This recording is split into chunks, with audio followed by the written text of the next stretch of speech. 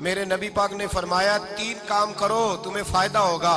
حضرت عبدالرحمن ابن عوف فرماتے ہیں میں نے اس کا تجربہ کیا اس حدیث کا, اور آپ فرمایا کرتے تھے مجھے اللہ کی عزت کی قسم جو میرے نبی نے کہا حق اور سچی کا ہے, حق اور سچ کا ہے. حضور سید عالم صلی اللہ علیہ وسلم نے فرمایا صدقہ دینے سے مال کم نہیں ہوتا. صدقہ دینے سے مال جی کیا کرنے سے, یہ وعدہ ہے نبی پاک کا. صدقہ دینے سے پیسے, اچھا بتائے نا جی مجھے 1000 میں سے 500 دے دیا تو باقی کتنے رہ گئے؟ تو حضور فرما رہے ہیں کم نہیں ہوتے. 1000 دے دیا تو باقی کتنا بچا؟ نہیں بھائی, میرے محبوب فرماتے ہیں تو اللہ کے رستے میں 1 دے وہ تجھے 700 گنا کر کے واپس عطا فرمائے گا. نبی پاک نے فرمایا صدقہ دینے سے مال کم نہیں ہوتا, اور فرمایا معذرت کرنے سے عزت میں کمی نہیں آتی. معذرت کرنے سے عزت میں کمی, اللہ اکبر, معذرت کرنے سے عزت میں کمی.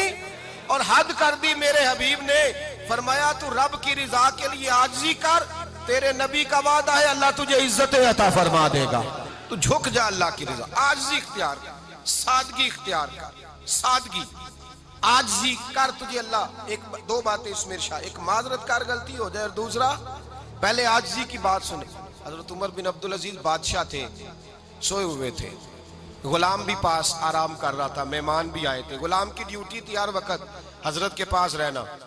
اب سوئے ہوئے دیر ہو گئی, غلام بیچارہ تھوڑا تھوڑا اونگ آتے آتے سو گیا. حضرت چراغ روشن تھا, کچھ لکھ رہے تھے, مہمان بیٹھا تھا, خادم سو گیا.